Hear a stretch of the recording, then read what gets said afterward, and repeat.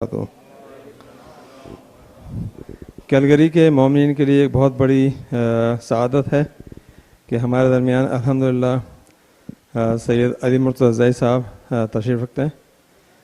آقا نے جو اپنی گوناگو مصروفیات اور بلکہ کینیڈا کی بہت مصروفیات میں سے جو ہمیں ٹائم دیا اس کے لیے ہم آپ کے بہت شکر گزار ہیں، اور حسینی اسٹیشن کی طرف سے اور کیلگری کی تمام مومنین کی جانب سے ہم آپ کو کیلگری میں خوش آمدید کہتے ہیں، اور اللہم صلی علی محمد وآل محمد وعجل فرجہم۔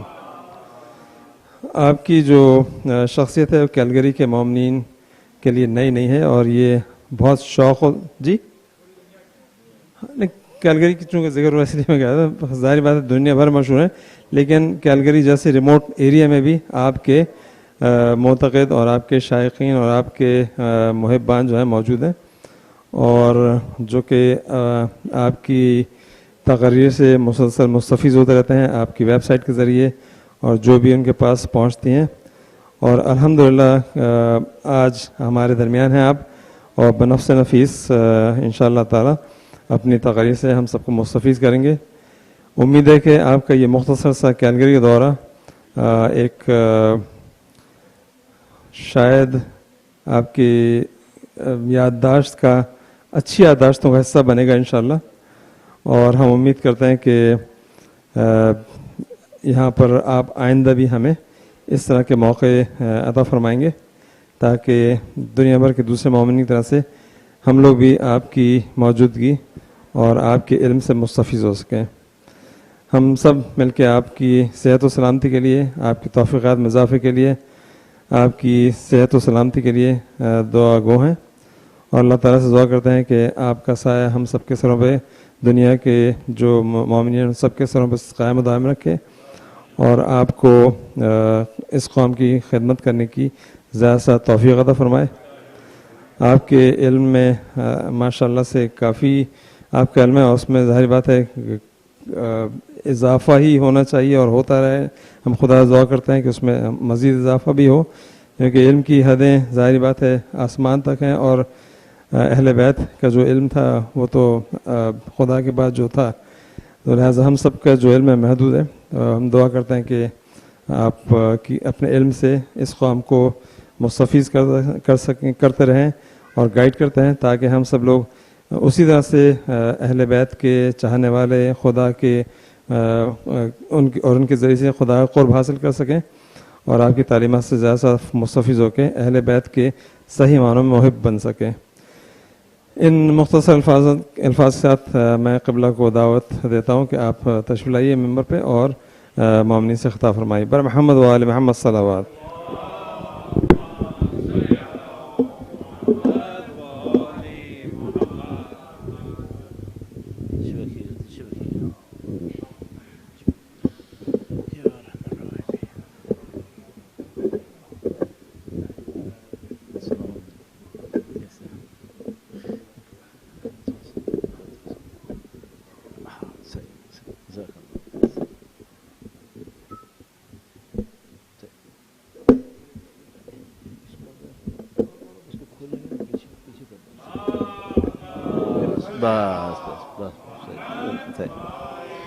محمد وعجل فرج،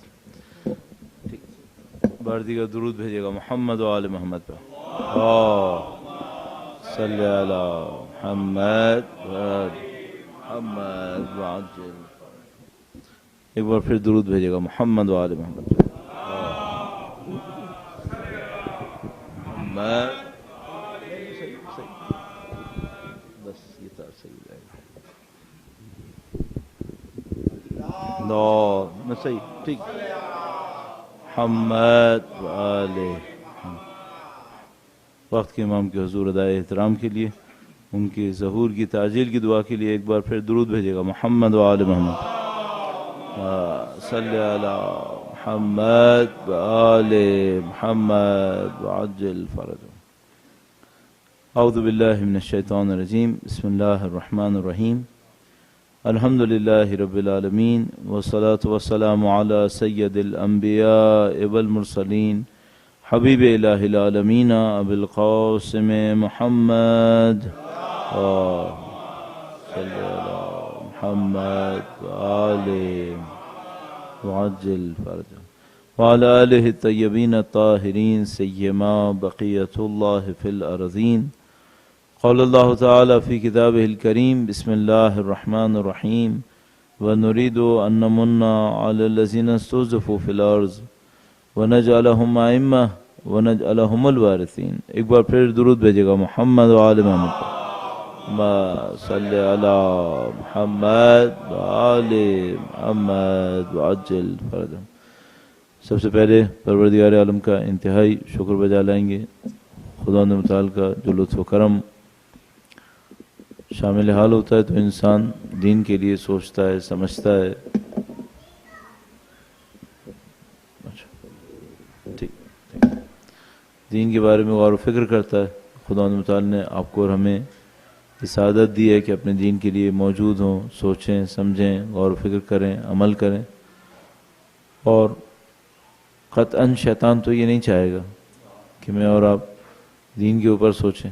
تو یہاں پر آپ کو اور ہمیں خدا متعال اپنی ہدایت سے لے کر آیا ہے اور اس نے ہمیں موقع نصیب کیا ہے اس دعا کے ساتھ کہ انشاءاللہ مرتے دموں تک ہمیں دین کے بہترین عمل کرنے والوں میں قرار فرمائے، وقت کے امام کی نصرت کرنے والوں میں قرار فرمائے.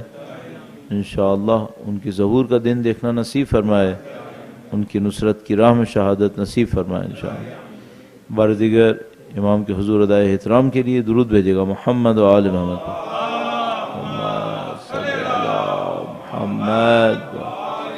محمد وعجل فرجہم. ہمارا ایک دستور ہے، پرانا دستور، مجھے کہ ہم جہاں کہیں بھی پہلی دفعہ جاتے ہیں وہاں چند جملات، چند نقطے بیان کرتے ہیں کہ ہم کوئی کام کیوں کرتے ہیں، کس طریقے سے کرتے ہیں. شاید یہاں پہ آنے کے بعد بیان کرنے میں ایکسیپشن دینا پڑ جائے گا کہ یہاں پہلی دفعہ آئے تو ہیں لیکن اتنی دفعہ آپ سن چکے ہیں، وہ پوائنٹس بھی آپ نے اتنی دفعہ سن لیے ہوں گے کہ اب یہ ہے کہ آپ کا وقت ضائع ہوگا، لہذا میں وہ پوائنٹس نہیں کہوں گا. اور شاید یہ ہمارے اس معاملے میں پہلا ایکسیپشن ہوگا کہ ہم کہیں پہلی دفعہ جائیں اور وہ سارے پوائنٹس نہ کہیں. لیکن بہرحال وقت بچانے کی خاطر میں اس سے گریز کروں گا اور انشاءاللہ دعا کریں گے کہ ہم اور آپ مل کر اللہ کے دین کی اور وقت کے امام کی نصرت میں شامل ہو سکیں انشاءاللہ تعالی. یہ نصرت ہم کیسے کر سکتے ہیں؟ میرا اپنا یہ خیال ہے کہ جو کوئی بھی غیبت کے زمانے میں زندگی گزار رہا ہے اس کے لیے اس ابتدائی معرفت کے بعد کہ ہم وقت کے امام کے ماننے والے ہیں، ان کا انتظار کر رہے ہیں، بہت بڑا ایک سوال آتا ہے، وہ یہ کہ یہ نصرت کا عمل کیسے انجام پائے گا. ظاہر ہے اس کے اندر پیچیدگیاں اور کمپلیکیشنز بھی ہیں. یہ کہ ایک دفعہ امام ہماری آنکھوں کے سامنے تشریف فرما ہوتے ہیں، ان کا امر، ان کا نہی، ان کا حکم ہمارے سامنے بیان ہوا ہوتا ہے اور وقت کے حساب سے اس میں اپڈیٹ بھی ہمیں ملتا رہتا ہے کہ امام نے یہ ارشاد فرمایا، یہ فرمایا.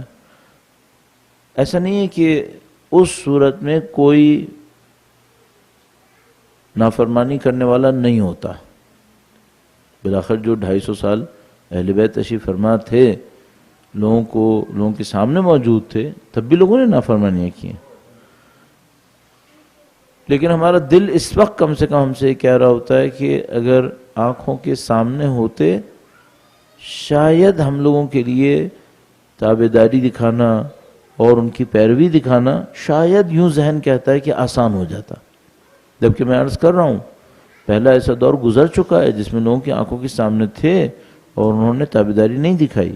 بہرحال اس وقت ہم لوگ ایسے سوچ رہے ہیں تو پھر ہمارے ذہن میں یہ آتا ہے کہ چونکہ غیبت کا دور ہے ہمارا کام سخت ہو گیا ہے اور ہمیں اس کے اوپر اس تصور کو اپنے ذہن میں لانا مشکل پڑتا ہے کہ اب اس دور میں ہم نصرت کیسے کریں گے.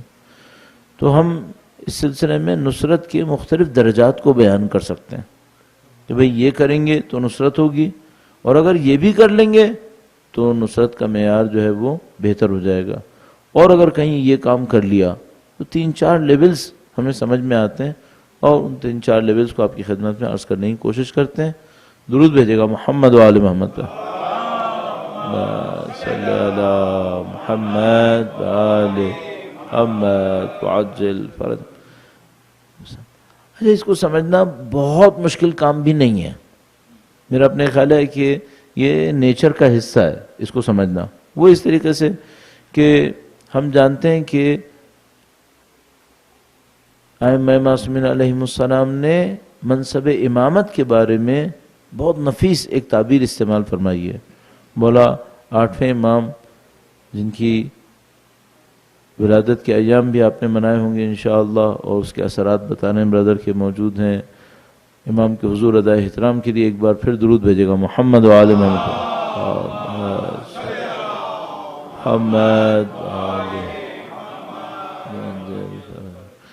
مولانا صاحب تشریف لائیں. مولانا صاحب کی صحت و سلامتی کے لیے ایک بار پھر درود بھیجے گا محمد و آل محمد. ارے مولانا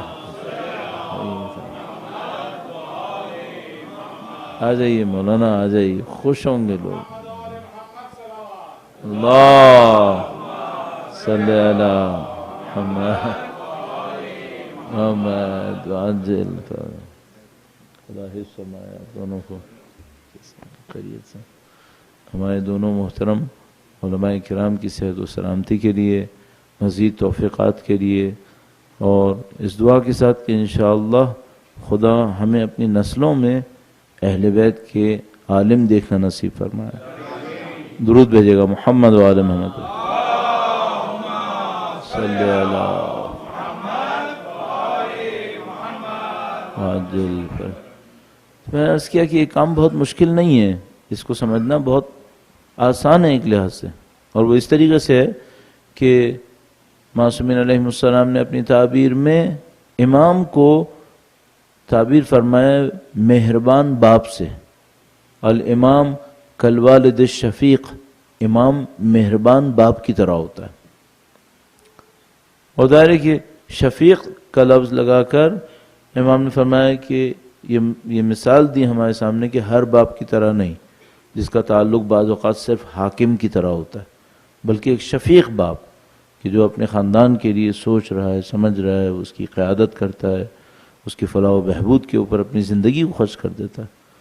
تو مثلا اگر میرا شفیق باپ میری نظروں سے دور ہو اور اس میں کوئی سختی بھی موجود ہو، ایک دفعہ اس وجہ سے دور ہے نظروں سے کہ ہمارا متفقہ فیصلہ یہ ہے کہ مثلا دور ہونا چاہیے فار اینی ریزن، کوئی علاج معالجے کی خاطر، کسی سفر کی خاطر طے کر لیا کہ دور ہو، چلیے ٹھیک ہے.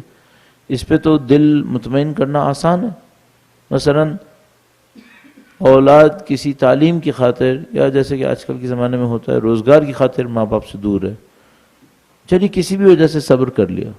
ایسا نہ ہو، ایک سختی بھی بیچ کے اندر ہے.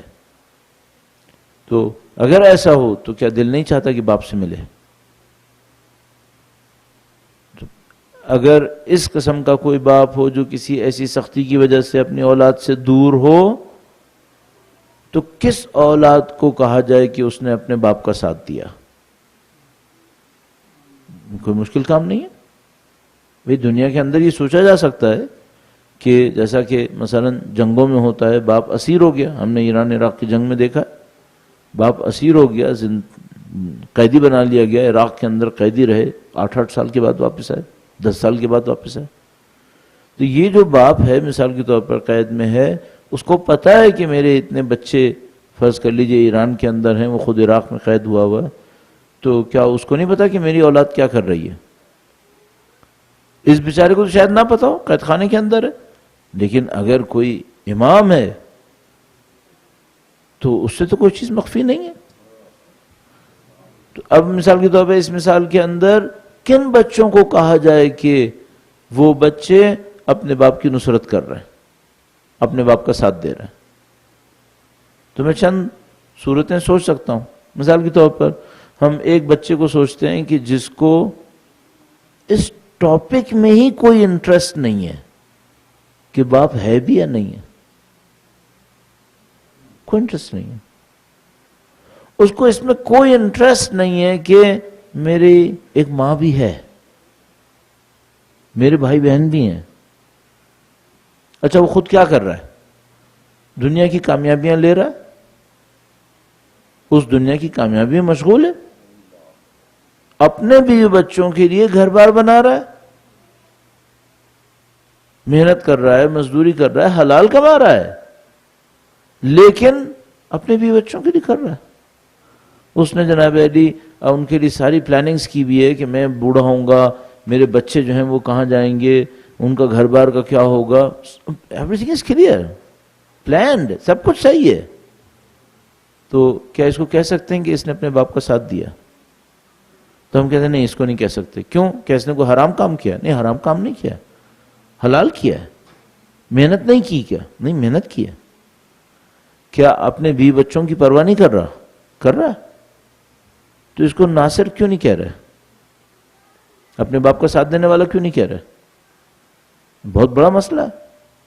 وہ یہ کہ کبھی اس نے معلوم کیا کہ میرا باپ دور کیوں ہے؟ کبھی اپنے باپ کو چھوڑانے کی کوشش کی؟ پہلا مسئلہ تو یہ آئے گا کہ تمہارا انٹرسٹ، تمہاری کوئی پرائورٹی اس میں ہے بھی یا نہیں ہے. اچھا مثال کے طور پر اس بچے کے پاس کوئی پہنچا اور اس نے کہا کہ بھائی تم کو پتا ہے تمہارا باپ کہاں ہے؟ کہتے ہیں ہاں پتا ہے. تو تم نے چھڑانے کے لیے کیا کیا؟ تو وہ کہے کہ آ ہی جائے گا، ایک ٹائم ہے، آ جائے گا. اگر کوئی بچہ اپنے باپ کے لیے اس طرح کا رویہ اختیار کرے تو ہم کہیں گے کہ اس نے اپنے باپ کا ساتھ دیا. نہیں، ہمیں کہیں گے بھائی یہ تو آدمی اپنی دنیا میں مشغول ہے، اس کو تو پرواہ نہیں کہ باپ کہاں پر ہے، اس کا تو کوئی حساب کتاب نہیں ہے بھائی. اچھا وہ چونکہ کوئی پوچھنے والا تھا، اس کو پتا تھا میں اس کے سامنے اس طرح کی کوئی بات کروں گا تو میرے لیے بدنامی آئے گی، اس نے کہا کہ نہیں میں تو اپنے باپ کے لیے ہر روز دعا کرتا ہوں، میں تو ہر روز دعا کرتا ہوں.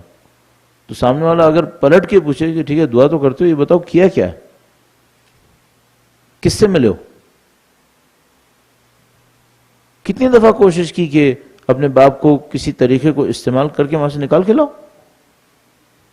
سیریس ایفرٹس کتنی ہیں تمہاری اس کے اوپر. تو یہ دوسرا لیول بن جائے گا. بس ایک لیول میں ایک بندہ خدا ہے جس کا کوئی رابطہ نہیں ہے، کوئی پرائورٹی بھی نہیں ہے، اپنی زندگی میں مشغول ہے، اگرچہ حلال ہے، حرام نہیں کر رہا ہے، بیوی بچوں کا خیال رکھتا ہے، بہت اچھا آدمی ہے اس لحاظ سے. یہ اچھا ہونا ایک مسئلہ ہے، باپ کا ساتھ دینے کا اور مسئلہ ہے، خاص کر غیبت کے اندر. تو میں تعلیم یافتہ ہوں، کمائی میری اچھی ہے، بیوی بچوں کا خیال رکھتا ہوں، وقت پہ لے جاتا ہوں، وقت پہ لے آتا ہوں، ان کے لیے بچت بھی کرتا ہوں، خود عیاشی نہیں کر رہا ہوں، یہ کافی نہیں ہے. اس کے لیے کافی ہے جو اہل دنیا ہے، اس کے لیے کافی ہے. اہل دنیا میں برا کون سا ہوتا ہے؟ وہ برا ہوتا ہے جو حرام کما رہا ہے. اہل دنیا میں اس کو برا، شاید اہل دنیا میں اس کو بھی برا نہیں کہتے جب تک کما رہا ہے اچھا ہے. اہل دنیا تو یہ کرتے ہیں. اہل دنیا میں برا کسے کہتے ہیں؟ اسے کہتے ہیں کہ بھائی کماتا تو بہت ہے لیکن اپنے بچوں پہ خرچ نہیں کرتا ہے. اہل دنیا اس کو برا کہتے ہیں. صحیح. تو ہم اہل دنیا کی بات کب کر رہے ہیں؟ ہم تو ایک امام کے ماننے والے کی بات کر رہے ہیں. ان کو دیکھتے ہوئے جب اس میں یار پر لاتے ہیں تو دیکھتے ہیں بھئی یہ پڑھا لکھا ہے، کمانے والا ہے، بیوی بچوں کو دیتا ہے، پلاننگ کرتا ہے، یہ سب کافی نہیں ہے. اپنے باپ کے لیے کیا کیا اس نے؟ اچھا آپ مثال کے طور پر ہمارے فرضیے کے اندر تیسرا لیول بناتے ہیں. وہ کہتا ہے نہیں بھائی میں نے اپنے باپ کے لیے بہت کیا ہے، میں گیا ہوں فلاں فلاں آدمی سے ملا ہوں، ہاں یہ ٹھیک ہے 5 سال پہلے کیا تھا، میں نے دیکھ لیا میں آزاد نہیں کروا سکتا، تو پھر میں چھوڑ دیا، اب جب ہوگا دیکھا جائے گا. اب بھی ہمیں اچھا نہیں لگے گا. ٹھیک ہے تم نے 5 سال پہلے کچھ ایفرٹس کی تھیں، تم کامیاب نہیں ہو پائے، لیکن سامنے والا، ہم اسے کہتے ہیں جذباتی انداز میں کیسے ہوتا ہے، تمہاری غیرت کو کیا ہوا ہے؟ ٹھیک ہے تم نے ایفرٹس کی تھیں لیکن کامیاب نہیں ہو پائے، لیکن یہ وہ جگہ نہیں ہے جہاں تمہیں اتنا کیلکولیٹڈ ہونا چاہیے تھا، تمہیں اپنے ایفرٹس کو جاری رکھنا چاہیے تھا. شاید کبھی کامیابی ہو جاتی، کیوں پیچھے ہٹ رہے ہو؟ تو مثال کے طور پر تیسرا لیول بنے گا وہ یہ کہ کہتا ہے میں نے کیا تھا بہت کیا ہے، ہاں ٹھیک ہے اب 4-5 سال سے میں نہیں سوچ رہا ہوں، یہ بات صحیح نہیں ہے، تو فالو اپ کرنا چاہیے تھا۔ اچھا ایک اور مسئلہ، چلو بات کو باپ کو چھڑانے کے لیے کیا، کامیاب نہیں ہوا، تم فالو اپ بھی کر لو گے، یہ بتاؤ بھائی بہن کہاں ہیں؟ سامنے والے کہ میں نہیں ملتا، اگر بھائی بہن سے نہیں ملتے اور تمہارا باپ یہاں پہ ہوتا تو اس پہ خوش ہوتا؟ طبیعی سی بات ہے خوش نہیں ہوتا۔ بھئی ایک باپ اپنی اولاد کو ساتھ دیکھنا چاہتا ہے، چلو ایک گھر کے نیچے مت رہو، ایک چھت کے نیچے مت رہو، خیال تو رکھو ایک دوسرے کا، ایک دوسرے کے لیے سوچو سمجھو، ایک دوسرے کے لیے قربانیاں دو تھوڑا بہت، اپنی ماں کو سوچو، اپنے گھر بار کو سوچو، بیوی بچوں کے علاوہ بھی سوچو، آگے پیچھے جاؤ دیکھو۔ تو وہ کہتے ہیں میں 4تھا لیول بنا رہا ہوں، میں خیال کرتا ہوں اتنے 1000 روپے مہینے کے دیتا ہوں، اس کے بعد بالآخر میں بھی مشغول ہوں۔ اچھا تمہیں پتہ ہے ان پیسوں سے زندگی کیسی گزری ہے؟ پرسنل ایفرٹس کیے اپنی ماں کے لیے کبھی؟ نہیں۔ تمہارا کوئی ایموشنل اٹیچمنٹ ہے اس سے؟ آپ خود بتائیے، یہ سوال کوئی پوچھنے والا کرے گا یا نہیں کرے گا؟ یہ سارے سوال کرے گا۔ چھوٹی سی یہ مثال ہمارے سامنے بہت آسان کر سکتی ہے کہ ہم نے اپنے امام کو جواب کیسے دینا ہے۔ تو مثال کے طور پر یہ سوال ہوا کہ بھئی تم نے کوشش کی، تو ہم سے سوال ہوگا کہ بھئی ٹھیک ہے غیبت تھی، تو تم نے کبھی کوئی پلاننگ کی کہ ظہور کیسے ہوگا؟ کتنی کوشش کی؟ 5 سال پہلے میں نے کرتا تھا، کافی نہیں ہے، تمہاری کوشش کو مسلسل جدوجہد ہونا چاہیے۔ 1400 سال سے مثلا کوئی کہ 1100 سال سے دعائیں کر رہے ہیں ابھی تک تشریف نہیں لائے، تو اس کا مطلب یہ کوششیں بند کر دیں، اس کا مطلب ہے کوششیں اور تیز کرو، اب تک جو کیا وہ صحیح نہیں کیا، کامیابی کی طرف جاؤ۔ تو خود بخود ہمارے سامنے یہ سارے سوالات آتے ہیں۔ اب ان سارے سوالات کو ہم ترجمہ کرنا شروع کر دیں، امپلیمنٹ کرنا شروع کر دیں، تو مثال کے طور پر مجھے اپنے امام کی غیبت کو سمجھنا چاہیے کیوں ہو رہی ہے، مجھے سمجھنا چاہیے کہ اس غیبت کا خاتمہ کیسے ہوگا۔ اچھا ممکن ہے کوئی کہے مجھے کلیات میں پتہ ہے، مجھے جنرلی پتہ ہے کہ کبھی ہوگا جب وہ تشریف لائیں گے۔ کیا جنرلی پتہ ہونا دل کی محبت کے لیے کافی ہے؟ یعنی مثلا کوئی میرے پاس آیا، اس نے پوچھا کہ بھئی تمہارے والد کا کیس کہاں پہنچا؟ جنرلی مجھے پتا ہے عدالت میں چل رہا ہے، تو وہ کہہ گئے بس اتنا، باقی ڈیٹیلز کیا ہیں؟ کہ میں ڈیٹیلز میں مجھے کوئی سروکار نہیں، میں لائر تھوڑی ہوں۔ تو پوچھے گا لائر ہو یا نہیں ہو، محبت ہے یا نہیں ہے؟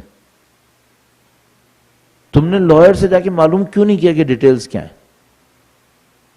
یہ سب سوال ہم سے ہوں گے یا نہیں ہوں گے؟ میرا اپنا ہی خیال ہے کہ اس چھوٹی سی دنیاوی مثال سے بہت اچھی طرح سمجھ میں آ رہا ہے یہ سب سوال ہوں گے کہ بھائی سب سے امپورٹنٹ بات یہ، ایشو تمہارا ہے یا نہیں ہے؟ ایشو تمہارا ہے، اور ابھی میں بہت جلدی رک گیا ہوں، ابھی اس کی سٹیجز اور بڑھیں گے۔ مثال کے طور پر پہلا سٹیج یہ ہوا کہ بھائی تم نے کچھ معلومات لی یا نہیں لی، ایفرٹس کی یا نہیں کی، ایفرٹس تمہاری کنٹینیو ہیں یا نہیں ہیں، رک تو نہیں گئے ہو، بھائی بہن کا خیال رکھا ہے نہیں رکھا، آیا خیال رکھنا بس اتنا تھا کہ 4 پیسے دے دیے معاملہ ختم ہو گیا، یہیں کہ نہیں تم انوالو ہوئے اس کے اندر۔ جب یہ ساری باتیں ہو جائیں پھر ایک اور بات شروع ہوگی، جب تمہارا باپ یہاں تھا نا تو ظالموں سے لڑتا تھا، تم نے مشن کو کنٹینیو کیا؟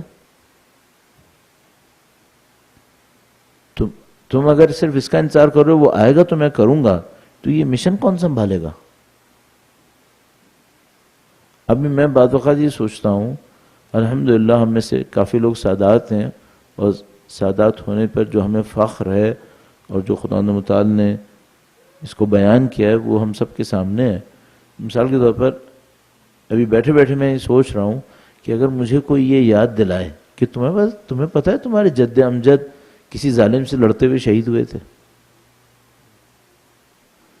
تم نے ان کی وراثت اور پیروی میں کس ظالم کا مقابلہ کیا؟ یہ جو معاملہ ہے یہ صرف سادات کا نہیں ہے، بعد میں آنے والے معصومین علیہم السلام نے اس بات کو لوگوں کے سامنے حجت کے طور پہ پیش کیا ہے کہ رسول اللہ کا نواسہ ظلم سے لڑتا ہوا مارا گیا، یہ بتاؤ تم کس ظالم سے لڑے؟ تو انہوں نے حجت کے طور پہ رکھا ہم سب کے سامنے. تو مثال کے طور پہ کوئی ہم سے سوال کر سکتا ہے کہ بھئی جس امام کی تم ماننے والے ہو اس نے اور اس کے اجداد طاہرین نے 250 سال ظلم کا مقابلہ کیا تھا، تم کس ظالم سے لڑے؟ تو عزیزان محترم، سوالات کا ایک بہت لمبا سلسلہ ہے جو ہمارے سامنے رکھا ہوا ہوگا، اور یہ میں نے دنیاوی مثال میں رکھ کے اس لیے آپ کی خدمت میں عرض کیا کہ تاکہ آپ کو یہ نظر آئے کہ یہ سب تھیوریٹیکل ایشوز نہیں ہیں، یہ پریکٹیکل ہیں یہ. اور اگر ہم یہ سمجھ رہے ہیں کہ یہ سوالات ہم سے نہیں ہوں گے، مثلا ایک سادہ سا سوال میں آپ کی خدمت میں، اب میں جتنا سوچتا جا رہا ہوں سوالات بڑھتے جا رہے ہیں. مثلا میں ایک گھر میں رہ رہا ہوں پورے آرام سے اپنی کمائی پہ، کسی بھی وجہ سے میرا بھائی نہیں کما پا رہا، شیئر کرنا چاہیے نہیں کرنا چاہیے؟ کیا میں یہ کہہ سکتا ہوں کہ نہیں کماتا اس کی غلطی ہے، میں کیوں کروں؟ دیکھیے دنیا میں نہیں کہہ پائیں گے، خدا کے سامنے تو نہیں معلوم کیا سوال رکھے گا خدا ہمارے سامنے. تو یہ جو ہمارا ایشو ہے امام کی غیبت کا، امام کی نصرت کا، شاید اس کی انٹینسٹی شاید ہمارے لیے کلیئر نہیں ہے ابھی. اور مجھے ایک اور خطرہ یہ لگا ہوا ہے کہ ہم میں سے بہت سارے لوگ اس کو گراؤنڈ ریالٹی کے طور پہ دیکھ نہیں رہے، شاید اس کو یوں سوچ رہے ہیں کہ بھئی ٹھیک ہے ایک ہو گیا، نعوذ باللہ تعالیٰ، صد نعوذ باللہ تعالیٰ، شاید بہت سارے لوگ ایک داستان کی طرح سوچ رہے ہیں اسے، گراؤنڈ ریالٹی میں رہ کے نہیں سوچ رہے کہ بھئی یہ ایک حقیقت ہے، اس حقیقت کا ہمیں سامنا کرنا ہے. اور کاش ہم اتنی تیاری کر لیتے جتنا گورنمنٹ ڈاکومنٹس کی تیاری کرنے میں کر لیتے، اتنا ہی کر لیتے. کہ اگر مجھے گھر لینا ہوتا ہے تو میں کیسے چیک کرتا ہوں کون کون سا ڈاکومنٹ پورا ہے نہیں ہے، کیا ہوگا 10 سال کے بعد قیمت کیا ہوگی، 25 سال بعد قیمت کیا ہوگی، میری انویسٹمنٹ کا ریٹرن کیا ہونے والا ہے. اتنا ہی سوچ لیتے، ہمارے حالات بہت بہتر ہونے چاہیے. تو جو میں آپ کی خدمت میں عرض کرنا چاہ رہا ہوں ان چند منٹس کے ذریعے سے، وہ یہ کہ اسے داستان مت لیں، سیریس ایفرٹ لیں. اچھا اس میں ایک بہت خوبصورت پہلو ہے اور اس سے بہت زیادہ امید بنتی ہے. درود بھیجے گا محمد و آل محمد پہ. محمد وعجل. امام کی تشریف آوری کے معاملے میں بہت خوبصورت پہلو یہ ہے کہ خدا نے اس معاملے میں اور ظاہر کسی بھی معاملے میں بھی، خاص کر اس معاملے کے اندر کسی قوم کا انتظار نہیں کرنا ہے. خدا کسی قوم کا محتاج نہیں ہوگا. اگر ایک قوم ساتھ نہیں دے گی تو کیا ہوگا؟ اس قوم کی جگہ کوئی اور ساتھ دے گا. تو میں ہمیشہ اس بات سے ڈر رہا ہوتا ہوں کہ ہم اہل بیت اطہار صلی اللہ علیہ مجمعین کے چاہنے والے یہ نہ سوچیں کہ ہم نے نہیں کیا تو کوئی نہیں کرے گا. مثلا ایسا بہت دفعہ ہوتا ہے کہ کوئی یہ کہہ رہا ہوتا ہے کہ امام کی تشریف آوری میں بہت کم وقت باقی ہے، بہت نزدیک ہے، تو سامنے والا کہتا ہے مولانا ہمیں تیاری نظر نہیں آ رہی. تو میں اس سے کہتا ہوں کہ تمہارے جملہ یا میرا یہ جملہ اگر میں کہوں اس بات پہ دلیل ہے کہ میں تیار نہیں ہوں. یہ کس نے مجھے کہا کہ دنیا تیار نہیں ہے؟ مجھے کیا پتا کون تیار ہے؟ اور اس کے اپنے اصول ہیں، اس کے اپنے ضوابط ہیں، اس کے اوپر ہم کئی اشرے پڑھ چکے ہیں کہ انتظار میں جو قومیں ہوتی ہیں کیا ان کو ایک رات پہلے بھی پتہ چلتا ہے کہ کل تشریف لانے والے ہیں؟ تو اب تک کے جو تجربات مختلف قوموں نے گزارے ہیں اس میں معلوم نہیں ہو پاتا کہ اگلے دن ظہور ہونے والا ہے. یہ کام اچانک ہوتا ہے، اس کا علم اللہ کے پاس ہے. وہ جب چاہے گا کرے گا. علامتیں ہوتی ہیں, ساری باتیں ہوتی ہیں. تو لب لباب یہ ہے کہ اس کو ایک منصوبے کی صورت میں لینا چاہیے. آپ الحمدللہ رب العالمین دنیا کے مختلف کاموں کے لیے منصوبے بناتے ہیں. آپ کو اور ہمیں اس کو اس انداز میں لینا ہوگا, اور پھر اپنی ذمہ داریوں کا تعین کرتے چلے جائیے. کتنے لوگوں کے ہم ذمہ دار ہیں, کس کس چیز کے ذمہ دار ہیں, ان ذمہ داریوں کو ہم نے کیسے انجام دینا ہے. ظاہر ہے کہ ہم سب کو اندازہ ہے کہ ہمارے اوپر ایک ذمہ داری نہیں ہے, بہت ساری ذمہ داریاں ہیں, لیکن ہمیں ایک بیلنس کرنا ہوگا. ایک بیلنس کر کے لے کے چلیں گے تو انشاءاللہ خدا متعال اس کام کے اندر نصرت نصیب فرمائے گا. اب یہ کہ چند عملی راستے اس کام کو انجام دینے کے لیے کیا ہو سکتے ہیں, میں آپ کی خدمت میں عرض کرنے کی کوشش کروں گا. درود بھیجے گا محمد و آل محمد پہ. صلی علی محمد آل محمد وعجل فرجم. اچھا, یہ اتنا انٹرسٹنگ ٹاپک ہے اور اتنا زیادہ پھیلا ہوا ٹاپک ہے, اس میں پتہ نہیں کیا کچھ آ جاتا ہے. مثلا جیسے کہ ہم لوگ جاتے ہیں جہاں کہیں بھی نصرت امام کے اوپر بات کرتے ہیں تو سامنے والا پوچھتا ہے مولانا یہ پتہ ہے کہ امام تشریف لائیں گے تو دنیا کے حالات کیسے ہوں گے, کون سا اسلحہ ہوگا, ٹیکنالوجی آگے جائے گی یا ٹیکنالوجی پیچھے جائے گی. اور مثلا کبھی ہم ان سے کہتے ہیں تمہیں کیا غرض کہ ٹیکنالوجی کیا ہوگی, تو وہ کہتا ہے ہم ٹیکنالوجی دیکھ کر تیاری کرنی پڑے گی نا, کہ مثلا جو امام کے زمانے میں ٹیکنالوجی ہوگی. میں کسی کے سوال کو کم قیمت نہیں کہوں گا, لیکن تقریباً بے فائدہ ہے, تقریباً بے فائدہ ہے. کیوں؟ کسی ایک روایت نے ہم سے یہ نہیں کہا کہ اپنے زمانے کی ٹیکنالوجی کو اپنے امام کے لیے تیار کر لینا, یہ نہیں کہا. ہاں, ایک دو باتیں اس کے ساتھ ہم کہہ سکتے ہیں. نمبر ایک, سب سے پہلے تو تم اپنے آپ کو تیار کرنا, سب سے بڑا مسئلہ. کیوں بھئی, کسی کے پاس دنیا کی سب سے اچھی ٹیکنالوجی ہو سکتی ہے, امام کے کام آئے گی یا نہیں آئے گی, بہت بڑا مسئلہ ہے. کتنے لوگ موجود ہوں گے. اب ظاہر ہے ہمارے پاس جو سب سے بڑا ریفرنس ہوتا ہے وہ کربلا ہوتی ہے ہر کام کے لیے. تو نہیں معلوم کربلا کے موقع کے اوپر کتنے ایسے موجود ہوں گے امام کے چاہنے والے جن کے پاس نہیں معلوم کتنا کچھ ہوگا, کچھ کام نہیں ہو پایا. تو پہلی بات تو یہ کہ یہ سوال اس انداز میں لینا کہ ویسے ٹیکنالوجی کیا ہوگی, امام تشریف لائیں گے, ہم ٹیکنالوجی کو تیار کر لیں, میرا اپنے خیال ہے یہ بات کا معاملہ ہے. سب سے پہلا معاملہ ہے کہ ہم تیار ہوں گے نہیں ہوں گے. اچھا, ہمارے تیار ہونے میں کیا چیز چاہیے؟ اگر آپ ایک لفظ میں سننا چاہیں, ایک لفظ میں اس کو سمرائز کرنا چاہیں, تو میں کہوں گا کنٹرول. سب سے پہلی چیز کنٹرول چاہیے. اس کنٹرول کو کہ جب امام کہیں کہ آ جاؤ تو میں چلا جاؤں. ابھی چند دن پہلے میں کہیں کوشچن آنسر لے رہا تھا تو کسی نے پوچھا کہ جب امام تشریف لائیں گے تو ہمیں فوراً جانا ہوگا یا تھوڑا سا رک کے بھی جا سکتے ہیں. صحیح ہے. اچھا, ود ڈیو ریسپیکٹ جس نے بھی پوچھا ہو, یہ کوشچن خطرناک ہے. 1100 سال تک تو نہیں گئے تھے, آنے کے بعد بھی پوچھ رہے ہیں فوراً جانا ہے یا تھوڑا سا رک کے بھی جا سکتے ہیں. ابھی بھی جلدی نہیں جانا ہے, کچھ پرابلم ہے یہاں پہ. اس کا مطلب کیا ہے؟ ابھی بھی ہم یہ سوچ رہے ہیں کچھ ایسا ہو سکتا ہے کہ دونوں چیزیں ساتھ چلا لیں. تو پھر ایک اور بات سمجھ میں آتی ہے, ابھی تک دنیا پرستی سے تھکے نہیں ہم لوگ. اس دنیا سے ابھی ہمارا تھکنے کا موڈ نہیں ہوا ہے. اگر کوئی یہ کہہ نہیں لگتا ہے کہ لوگ ابھی نہیں تھکے, اس کا مطلب ہے ہمارے لیے ظہور نہیں ہو رہا. چونکہ ہمارے پاس روایت موجود ہے. جذباتی بات نہیں کرنا چاہتا, نہیں چاہتا کہ میری عادت میں بھی ہو کہ میں جذباتی باتیں کروں, لیکن ہمارے پاس روایت موجود ہے کہ امام اس وقت تشریف لائیں گے جب لوگ باقی تمام نظاموں سے تھک چکے ہوں گے, باقی تمام امیدوں سے منقطع ہو چکے ہوں گے. اچھا, اگر میں ابھی بھی اس بات پر امیدوار ہوں کہ شاید دنیاوی ترقی کر کے میں اچھی زندگی گزار سکتا ہوں, اس کا مطلب ہے میں ابھی نہیں تھکا ہوں. مجھے ابھی بھی دنیا کے اس ظلم سے کچھ امیدیں لگی ہوئی ہیں.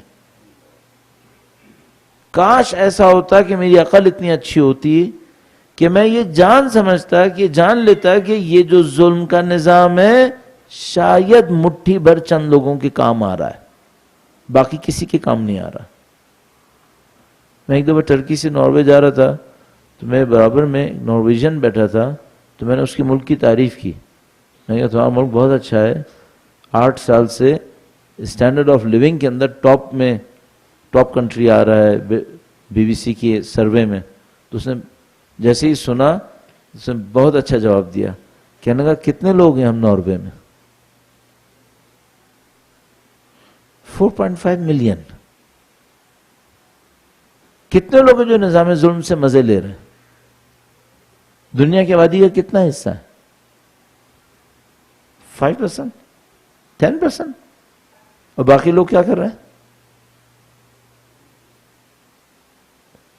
اللہ اگر میں غلط کہہ رہا ہوں تو محفوظ رکھے کہ جو لوگ مزے لے رہے ہیں ان کے کتوں سے بری زندگی گزار رہے ہیں.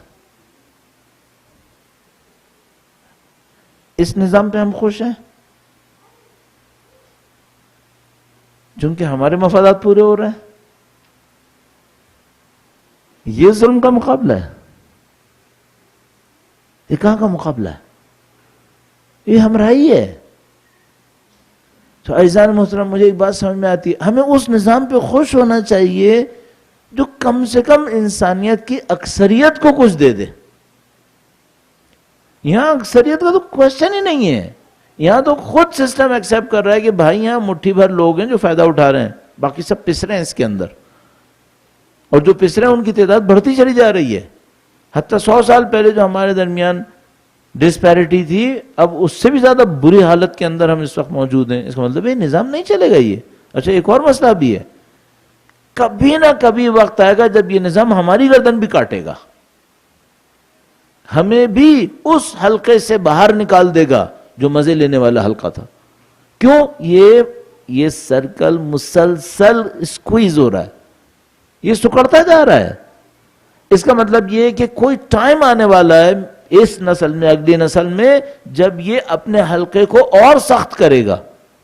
اچھا آپ کہیں گے بھائی نہیں یہ آپ ڈرائیں نہیں، میں تو صرف کیلکولیشن میں عرض کر رہا ہوں. 100 سال میں جا کے دیکھیں، اس نے اپنے حلقے کو مختصر کیا، اس کا سرکل مسلسل سکڑتا چلا جا رہا ہے.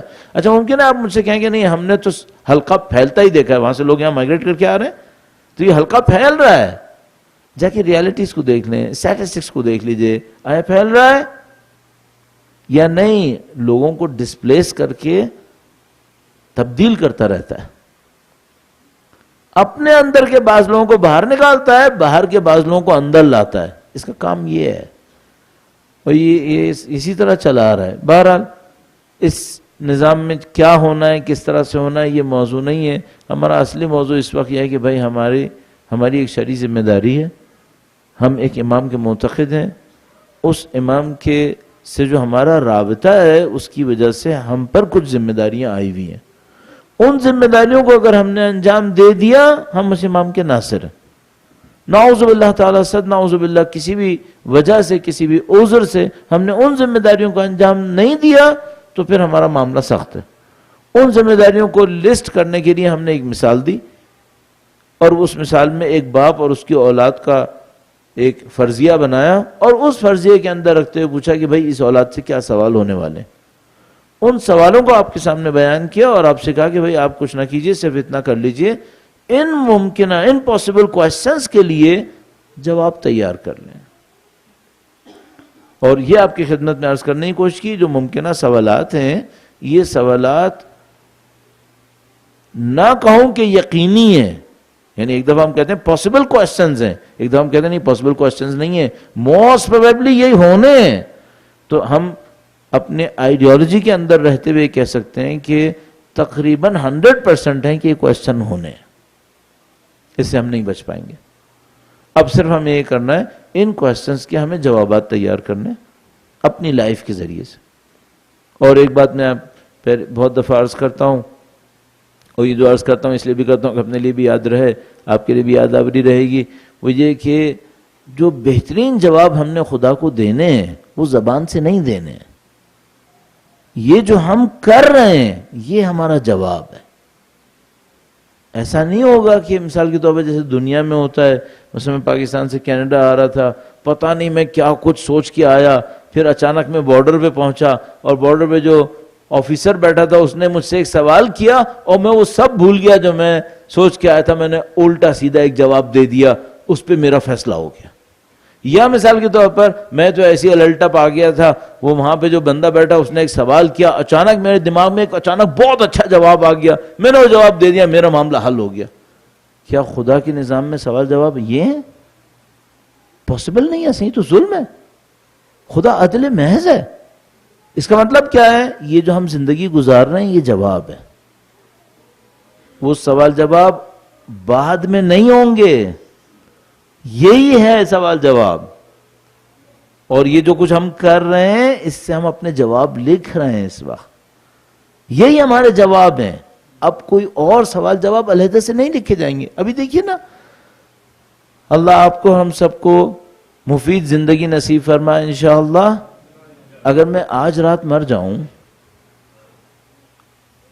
آپ کی طرف نہ رکھوں, کسی کو ویسے ہی ہارٹ اٹیک نہ ہو جائے کہیں, اپنی طرف ہی رکھوں. آج رات دنیا سے جاؤں تو وہ جو سوال خدا مجھ سے کرے گا, امام کے لیے کیا کیا تم نے, اس کا کیا ہوگا پھر؟ تو میں کہوں گا خدایا میرا تو ابھی سوال ہوا ہی نہیں تھا, میں دنیا سے چلا گیا. تو خدا مجھ سے کہے گا تم تو کس نے کہا کہ سوال نہیں ہوا تھا؟ وہ جو کر رہے تھے وہی سوال تھا. تو آپ جو کر رہے ہیں یہ سوال ہے, یہ جواب ہے آپ کا. اس میں آپ چیک کر لیں گے بھئی آپ وہ جو کوشچنز ریز ہوئے ہیں اس کے لیے ہمارے پاس تیاری ہے یا نہیں ہے. اور پریکٹیکلی کیا کرتے رہیے؟ پریکٹیکلی اسی بات کا جائزہ لیتے رہیے, اپنے آپ کو تیار کرتے رہیے, اپنے کنٹرول کو بڑھاتے رہیے اور اپنے اٹیچمنٹس کو کم کرتے رہیے. دو لفظ میں یہ تیاری خلاصہ ہو سکتی ہے. کنٹرول بڑھا لیجئے, اٹیچمنٹس کم کر لیجئے. اور اس کی بہت تفصیلات ہیں, میں آپ کا زیادہ وقت نہیں لوں گا. میں سوچتا ہوں کہ کوشچن آنسرز کے اوپر, Q&A کے اوپر ٹائم زیادہ ملنا چاہیے. اس میں یہ ہوتا ہے ہم لوگ تو بے اصطلاح بولتے ہی رہتے ہیں, ہم لوگ تو کہتے ہی رہتے ہیں, لیکن پھر جب آپ بولیں گے, آپ کہنا شروع کریں گے, اس کے بعد اصلی پتہ چلے گا کہ بھائی یہ جو کچھ ہم نے کہا تھا وہ گیا کہاں پر اور اس کا فائدہ کیا نکلا. تو میں اپنے عرائض کو یہیں پہ اختتام پذیر کروں گا اور آپ سے درخواست کروں گا کہ آپ کچھ سوال ارشاد فرمائیں, کوئی تجویز, کوئی انتقاد, تنقید وہ آپ ارشاد فرمائیے, پوائنٹ ارشاد فرمائیں تاکہ اس کے اوپر بات کریں. صرف ایک کام کیجیے گا, تقریر کرنے کی ذمہ داری صرف میرے اوپر ہی رکھ دیجیے گا. آپ بہت مختصر پوائنٹس فرمائیے گا, چونکہ ہم لوگ مقرر اس معاملے میں پورے مواحد ہیں کہ مقرر ایک ہی رہے گا, اس میں دو قبول نہیں کرتے ہم لوگ. بہرحال درود پڑھتے ہوئے اگر ایک ایک فٹ بھی آگے آ جائیں تو پیچھے میرے خیال میں اگر جگہ کوئی تنگ ہوئی تو وہ بہتری ہو جائے گی. درود بھیجے گا محمد و آل محمد, صلی علی محمد و آل محمد وعجل فرجہم. وقت کے امام کے حضور ادائے احترام کے لیے, ان کی ظہور کی تعجیل کی دعا کے لیے درود بھیجے گا محمد و آل محمد, صلی علی محمد محمد وعجل فرجہم. سب اب ہمارے پاس کافی وقت ہے تو ہم شروع کر سکتے ہیں. جی فرمائیے.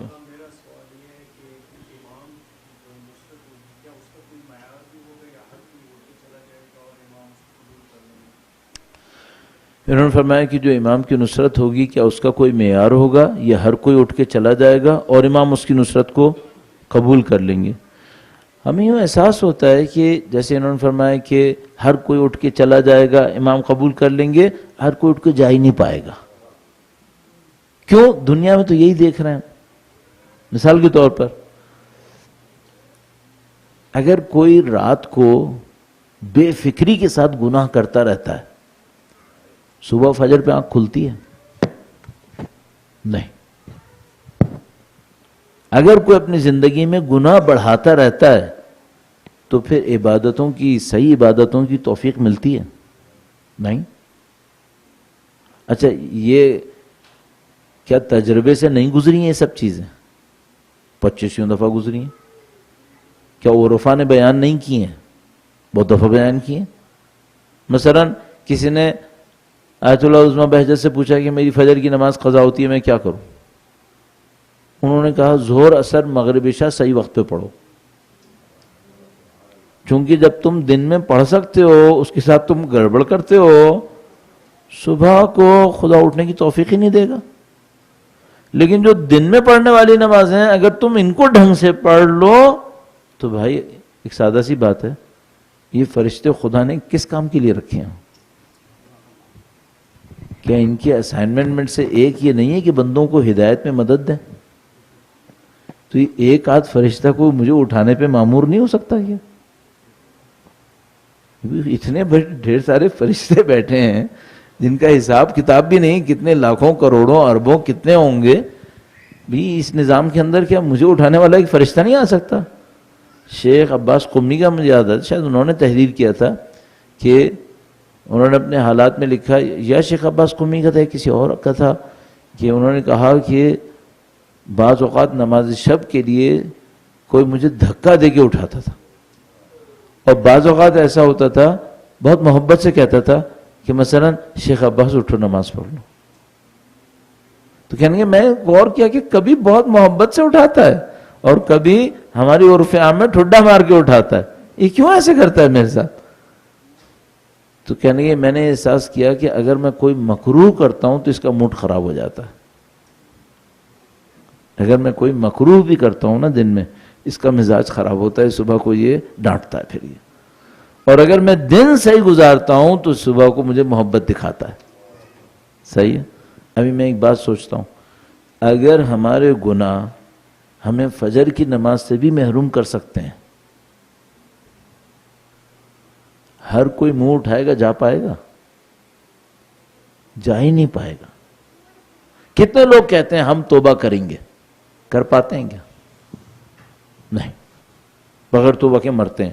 کتنے واقعات ہمارے پاس موجود ہیں۔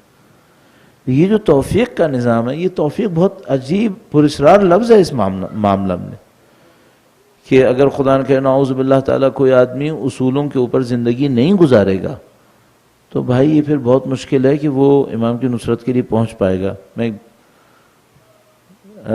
برا رزلٹ نہیں لیجیے گا، بہرحال امام کی نصرت اس معاملے میں حاجی بننے کی طرح نہیں ہے۔ حرام کے پیسے بھی سے لوگ حج کرنے چلے جاتے ہیں، لیکن کوئی حرام کے پیسے سے کربلا نہیں پہنچا۔ حاجی اس وقت بھی تھے۔ البتہ خدا نہ کرے نعوذ باللہ حج یا بیت اللہ کی بے حرمتی کرنا ارادہ میں نہیں ہے میرا، لیکن میں آپ سے عرض کر رہا ہوں کہ اگر کوئی اتنا چاہے نعوذ باللہ تعالیٰ کے حرام کے پیسے سے حج کر لے شاید پہنچ جائے گا، بلکہ یقیناً پہنچ جائے گا۔ ابھی تو بہت سو کو پہنچتے دیکھ لیا نا ہم لوگوں نے، لیکن ہمیں معلوم ہے کہ حجت خدا کی نصرت اس قانون سے باہر ہے، اس میں خاص قوانین، اس میں واقعاً اسپیشلائزڈ لا اس میں امپلیمنٹ ہو رہے ہیں، اور وہ ہر ایک کی بس کی بات نہیں ہے۔ تو میں تقریباً اس بات کے اوپر مطمئن ہوں کہ اس وقت جب امام تشریف لائیں گے وہ دن امتحان کا نہیں ہے، وہ دن انعام کا ہے، وہ رزلٹ اناؤنس ہونے کا دن ہے۔ مجھے یاد ہے جب ہم بچپنے میں اسکول میں ہوتے تھے تو ایک دن آتا تھا رزلٹ اناؤنس ہوتا تھا، ٹرافیز ملتی تھیں، شیلڈز ملتی تھیں، اس دن کسی کا امتحان نہیں ہوتا تھا، اور کوئی کتنا ہی دعویٰ کر لے کہ اب امتحان لو پھر میں دکھاؤں، اس وقت کچھ نہیں، اس وقت صرف انعام ملنا ہے یا نہیں ملنا ہے۔ تو میرا اپنے خیال ہے کہ اس دن جو کچھ ہوگا انشاءاللہ وہ آج کے اعمال کا یا جزا ہے یا سزا ہے۔ تو اور پھر یہ کہ البتہ میں ایک بات اور بھی عرض کرتا چلوں، ایسا نہ ہو کہ یہ پہلو چھپا ہوا رہ جائے، بہرحال امام کی ایک شفقت اور ان کی ایک رحمت بہرحال ہے، کوئی ایسا نہیں ہوگا جو یہ کہ میں نے کوئی غلطی نہیں کی۔ بہرحال اگر منیمم سٹینڈرڈ کو کسی نے پورا کر لیا اور باقی گناہوں کے ساتھ ان رحمت کے دریا کے سامنے پہنچے گا تو وہ اپنی پاکیزگی سے اس کو پاکیزگی دیں گے، یہ طے شدہ بات ہے۔ کوئی اتنا پاکیزہ نہیں پہنچ پائے گا کہ امام کے سامنے کہے کہ میں نے کچھ نہیں کیا، میں صحیح آپ کی نصرت کے لیے آ گیا۔ نہیں، کچھ نہ کچھ سب کے ساتھ پرابلمز ہوں گی، اور ان سب کی پرابلمز کو پھر وہ وقت کے امام اپنی رحمت سے اور اپنی نظر لطف سے اصلاح فرمائیں گے. لیکن اس منیمم اسٹینڈرڈ کو میٹ کرنا بہرحال یہ کارنامہ ہے کہ کوئی اس نے کوئی پکڑ لے انشاءاللہ. درود بھیجے گا محمد و آل محمد صلی اللہ محمد آل محمد وعجل فرجہ. بھائی انہوں نے فرمایا کہ وہ جو منیمم اسٹینڈرڈ ہے، جی فرمائیں. انہوں نے فرمایا کہ وہ جو منیمم اسٹینڈرڈ ہے وہ منیمم اسٹینڈرڈ کیا ہے؟ تو مثال کے طور پر جیسے ابھی ہماری بات ہو رہی تھی تو اس میں ہم سوچ رہے تھے کہ بھائی کم سے کم اتنا ہو کہ جواب دینے کے قابل رہے. ایک تو ہائر اسٹینڈرڈ ہے. ہائر اسٹینڈرڈ کیا ہے؟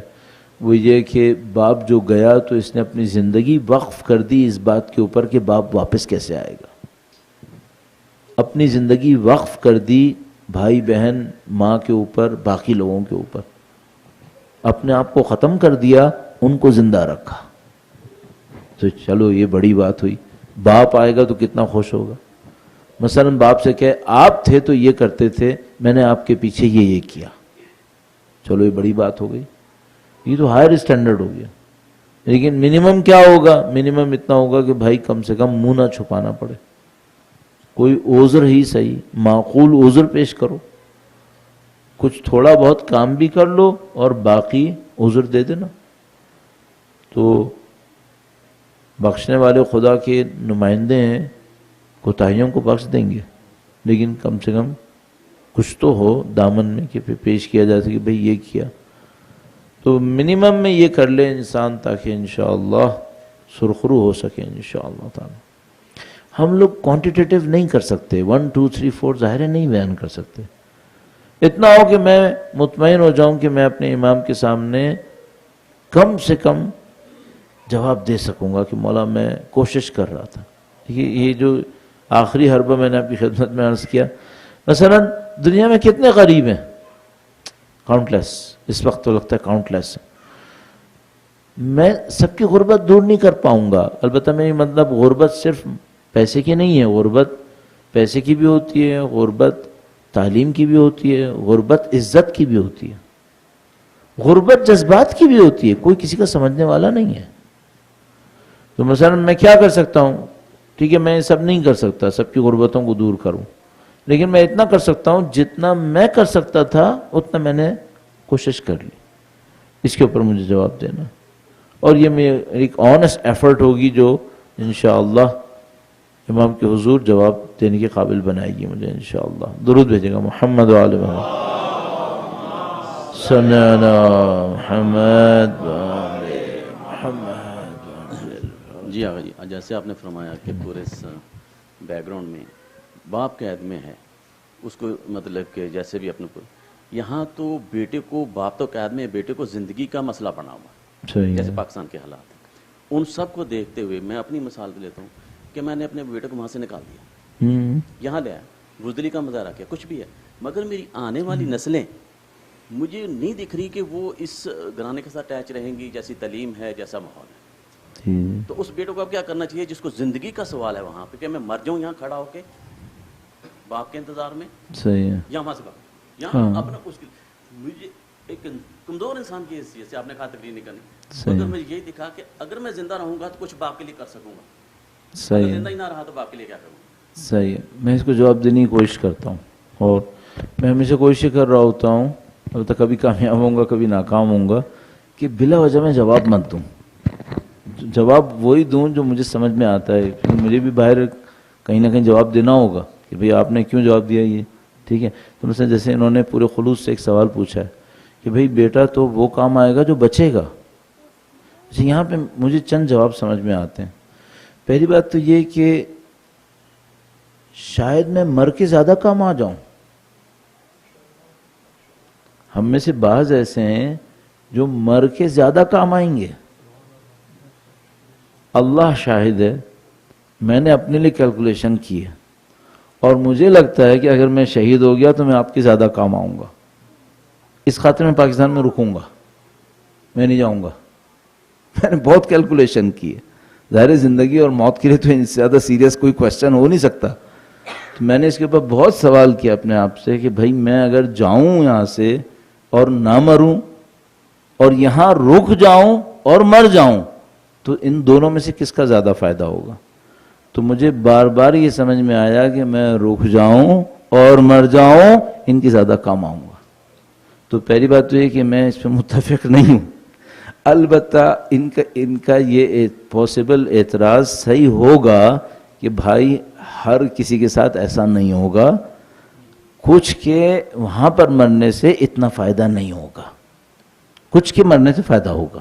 مثال کے طور پر البتہ یہ کوئی ٹائٹل نہیں ہے کہ میں خود کہوں کہ بھائی چلو آؤ مارو، یہ بھی نہیں ہے ایسا. ایفرٹس تو کروں گا، لیکن میدان میں رکنا چاہے شہید ہو جائیں بعض لوگوں کا فائدہ مند ہے، بعض لوگوں کا فائدہ مند ہے. تو ممکن ہے کہ مثلا اس فرضیے کے اندر وہ جوان ایسا ہو جس کا رکنا چاہے شہید ہو جائے فائدہ مند ہوگا، کچھ لوگوں کا ہے. اچھا اب دوسرے کوشچن لے لیتے ہیں. بھائی رکنا تو فائدہ مند تھا، لیکن رکے تو شہید ہو جائے، مارا جائے، مثلا فرض کر لیتے ہیں کہ نہیں اس کا زیادہ فائدہ نہیں ہے. تو پھر ایک اور بات بھی ہے، اب جہاں جائے وہاں کسی کام آئے، پھر وہاں سے کیوں نکلا تھا کہ میرے رکنے اور مرنے کا فائدہ نہیں ہے، تو بھئی جہاں گئے ہو وہاں کا کوئی فائدہ ہے؟ اچھا اگر جہاں پہ گیا وہاں پر بھی کوئی فائدہ نہیں تھا تو بیٹا واپس جاؤ، پھر مری جاؤ، کم سے کم شہادت تو ملے گی. اور کیا شہادت کم رتبہ؟ یعنی اگر فرضیہ یہ ہے کہ کہیں اور گیا اور کام نہیں آ رہا تو واپس جاؤ، شہید ہو جاؤ. شہادت کم رتبہ تھوڑی، وہ بھی تو وہ کام آئے گا. چلیں فرض کر لیتے ہیں کہ وہ کہتا ہے نہیں میں وہاں تھا، رکتا تو مر جاتا، تو میں کہیں اور چلا گیا تاکہ میں امام کے کام آؤں. چلو پھر چلو کام کرو، آؤ کام آؤ، تیاری کرو. اگر وہاں پہنچ کے اپنی صرف دنیا کے پیچھے جاؤں تو کیا میں کہہ سکتا ہوں کہ میں اس لیے یہاں پہ آیا تھا کہ یہاں پہ امام کے کام آؤں؟ بھائی کام آؤ. ممکن ہے کوئی مجھ سے کہے مولانا وسائل ہوں گے تو کام آئیں گے نا. میں نے کب کہا کہ پیسہ لاؤ؟ میں نے تو کہا کنٹرول دکھاؤ، اٹیچمنٹس توڑو، یہ تمہارا کام آنا ہے. کراچی میں رکتا تو میں مارا جاتا، اس لیے میں اپنا دین بچا کے کینیڈا آ گیا. نماز شب پڑھ رہے ہو؟ دین بچانے کے لیے آئے تھے نا، دین تو دکھاؤ. پھر اب کیا مصیبت آئی ہے؟ اب تو کرو. اب بھی یہاں نہیں کر رہے، اس کا مطلب تمہارا ہدف دین ہے ہی نہیں اصلا، تب دنیا کے پیچھے بھاگ رہے ہو، اس کا مطلب ہے. ورنہ اگر جان بچائی تھی اس لیے کہ دین بچانا تھا تو یہاں پہ آ کے دین پہ عمل کرو. اب یہاں کیا مشکل ہے؟ تو احسان محترم ہم لوگوں کو تھیوریٹیکلی کم سے کم کلیئر ہونا چاہیے. البتہ ہم سب میں ویکنیسز ہوں گی، میرے لیے بہت ساری چیزیں کلیئر ہیں، میں نہیں کر پاتا. لیکن جس کو ہم لوگ کہتے ہیں نا کانسیپچول کلیئرٹی، کانسیپٹ میں کم سے کم کلیئر رہو کہ بھئی یہ جو میں کر رہا ہوں یہ کیا کر رہا ہوں، آیا صحیح کر رہا ہوں یا غلط کر رہا ہوں. زیادہ سے زیادہ یہ کہ منہ سے بول دو بھائی میں غلط کر رہا ہوں، صحیح کرنے کی کوشش کر رہا ہوں. یہ نہ ہو کہ ہمیں یہی نہ پتا چلے کہ صحیح کر رہے ہیں یا غلط کر رہے ہیں.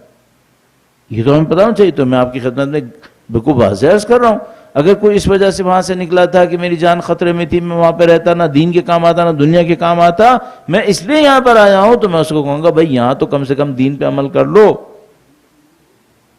تاکہ تمہارا دین نظر آئے تمہارے اندر. آپ بھی یہاں نہ کر سکو تو پھر تمہارے پاس کیا ایکسکیوز ہے؟ اب کیوں نہیں کر رہے؟ وہاں پہ ہم سے مثال کے طور پر کوئی یہ کہ مولانا ہم وہاں، ابھی کسی نے مجھ سے کئی دفعہ یہ باتیں لوگ کہہ چکے ہیں، لوگ کہتے ہیں مولانا ہم جب یہاں پہ ہوتے ہیں پاکستان سے باہر تو ہماری ہر چیز شیڈیول میں ہوتی ہے، ہم نمازیں بھی صحیح پڑھتے ہیں، ہم قرآن بھی صحیح پڑھتے ہیں. ہم کراچی آتے ہیں نا، یہاں کبھی لوڈ شیڈنگ ہوتی ہے، کبھی رات کو دیر سے سوتے ہیں، ہماری ساری عبادتیں خراب ہو جاتی ہیں. بہت اچھی بات ہے، یہاں ڈیولپمنٹ دکھاؤ. تو پھر مجھے کیلکولیٹ کرنا پڑے گا کہ کینیڈا نماز شب پڑھنے والوں سے بھرا ہوا ہوگا، پھر اس کا مطلب ہے.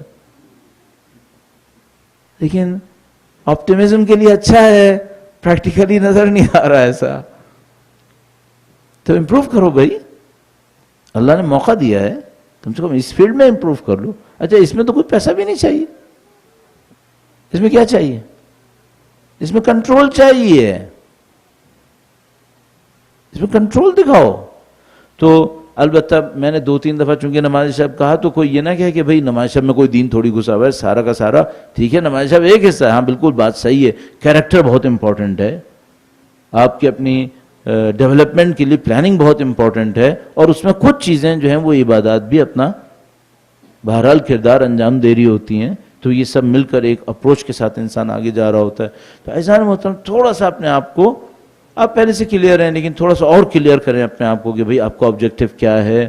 اچھا ایک ابھی جیسے ہمارے دوست نے کسی نے سوال کیا تھا, تو مثال کے طور پر انہوں نے کہا کہ بھئی مثلا 15 سال پہلے ہم جب وہاں سے نکلے تھے تو بہرحال ہمارے نزدیک دین اتنا امپورٹنٹ نہیں تھا, ہم پیسے کے لیے نکلے تھے, صاف بات ہے.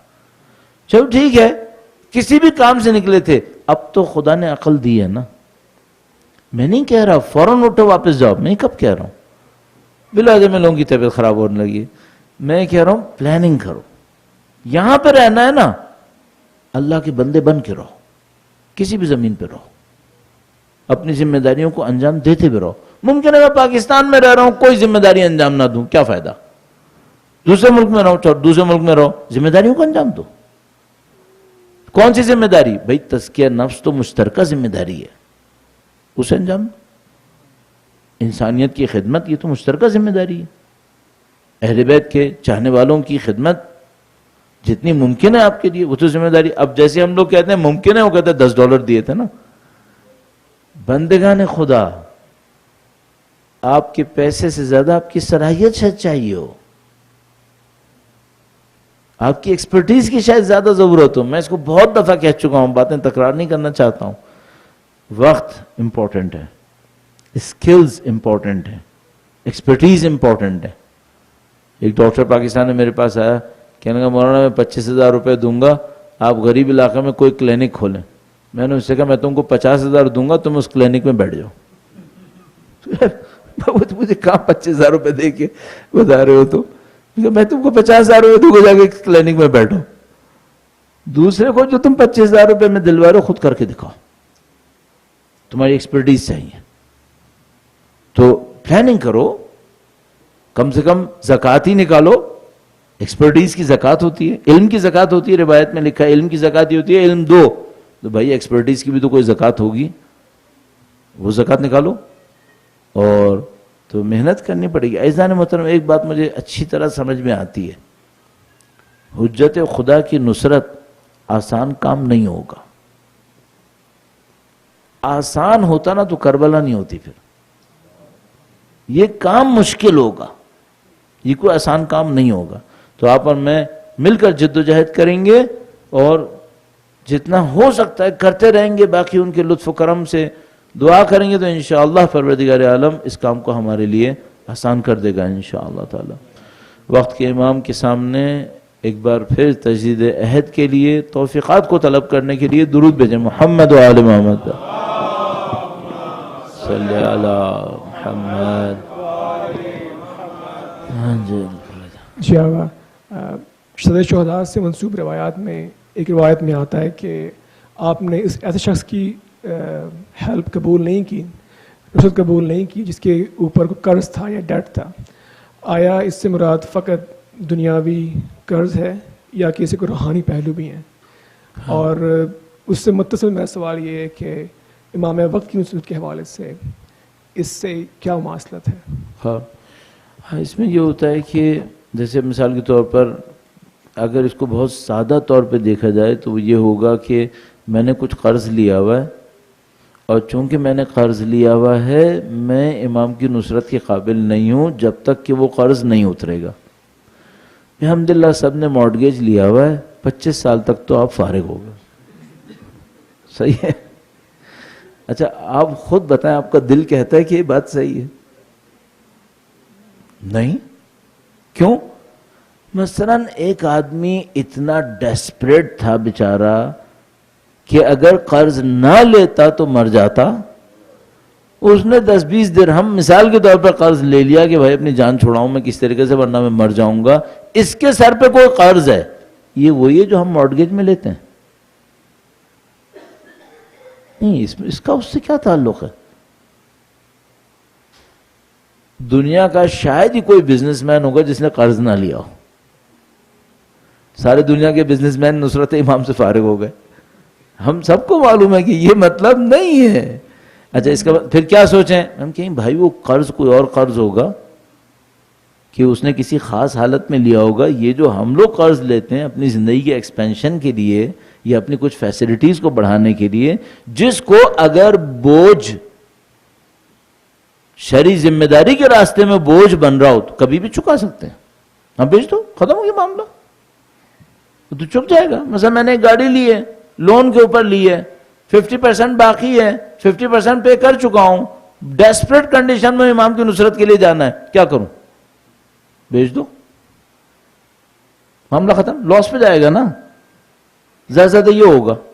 اب بیچ کے جان چھوڑاؤ، جاؤ نصرت کے اوپر جاؤ.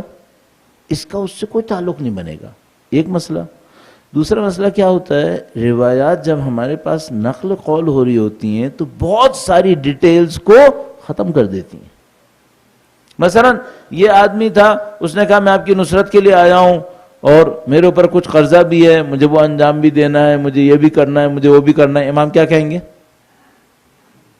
جو پہلے کر کے آؤ. میں نے اپنی آنکھوں سے یہ تجربہ دیکھا ہے. وہ ایک آدمی آیا، ایک بہت بڑے عالم، نام لینے میں کیا حرج ہے، آغا بہاؤالدینی کے پاس ایک آدمی آیا. اچھا بہت بڑا بینکر تھا اور ماشاءاللہ ٹھیک ٹھاک سیلری اور پراپرٹی اور یہ اور وہ. اور وہ آیا، اس نے کہا کہ آغا صاحب مجھے جو ہے وہ کچھ پوچھنا ہے. انہوں نے پوچھا کیا؟ کہنے لگا مجھے یہ پوچھنا ہے کہ میرے اوپر خمس واجب ہے کیا؟ اب اس نے ڈیٹیلز بتانا شروع کی. میرے پاس یہ ہے لیکن یہ یوں ہو جائے گا، یہ ہے، یہ یوں ہو جائے گا. اچھا صاف سمجھ میں آ رہا ہے کہ دینے دلانے کا کوئی موڈ ہے نہیں. تو حاج آقا نے اس سے کہا کہ نہیں، تمہارے جیسے کے اوپر کچھ واجب نہیں ہے، جاؤ. تمہارے اوپر کچھ واجب نہیں. مجھ سے بعد میں کہنے کا حاج آقا نے مجھ سے کہا میرے اوپر کچھ واجب نہیں. میں نے کہا بالکل صحیح کہا ہوگا، ظاہر انہوں نے کہا. میں نے بعد میں حاج آقا سے پوچھا، حاج آقا نے کہا کہ دیکھو جس کا خمس دینے کا موڈ نہ ہونا اس سے کبھی لینا بھی نہیں، چونکہ یہ پیسہ اسی کا ہے، تم غاصب بن جاؤ گے. یہ خمس نہیں دے رہا ہے. اب اگر ایک آدمی حجت خدا کے پاس آتا ہے، نصرت کرنے کے بلکہ نہ کرنے کے 10 عذر بیان کر رہا ہے، امام کیا کہیں گے کہ بھائی ایسا ہے، آپ تشریف لے جائیے، آپ نے کاموں کو نپٹا کے آئیے گا. ایک آدمی واقعاً ہو جو امام کے سامنے آیا ہو اور کہہ رہا ہو کہ میں آپ کی نصرت کرنا چاہتا ہوں، میرا مسئلہ یہ ہے. اور صاحب سید الشہداء لوگوں کو جمع کرنے کی سیاست پہ نہیں تھے. ایک آدمی آیا، اس نے کہا کہ پتہ نہیں میرا بھائی جیل میں ہے، مجھے اپنے بھائی کو جیل سے چھڑانا ہے اور اس کے لیے میں کچھ پیسہ بھی لے کے چل رہا ہوں تاکہ جب میں پہنچوں گا تو اپنے بھائی کو جیل سے چھڑاؤں گا. اور اب یہ مسئلہ بھی ہے. امام نے کہا کہ ایسا کرو، میں تمہیں 1-2 اموال اور دیتا ہوں تاکہ تمہیں اپنے بھائی کو چھڑانے میں اور آسانی ہو. جاؤ اس کو چھڑواؤ، جاؤ اس کو چھڑواؤ. البتہ وہ آدمی خدا کی توفیق سے، امام کی دعا سے بہت صاحب توفیق ہوا. وہ جا کے چھڑوا کر پھر دوبارہ امام کے پاس آیا، صاحب توفیق ہوا وہ. تو میرا کہنے کا مطلب جو لب لباب ہے کہ ایک تو یہ کہ یہ قرض وہ قرض نہیں ہے، پہلی بات.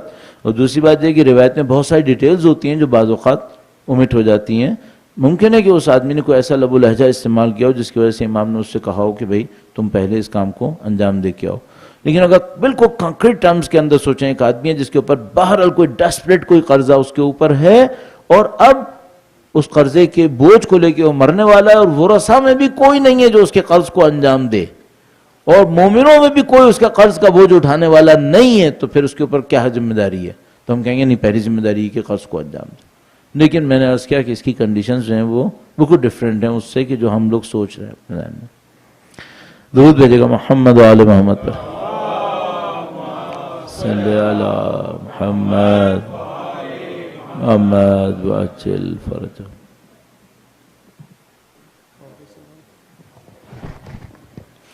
ایک بار پھر درود بھیجے گا محمد و آل محمد پر.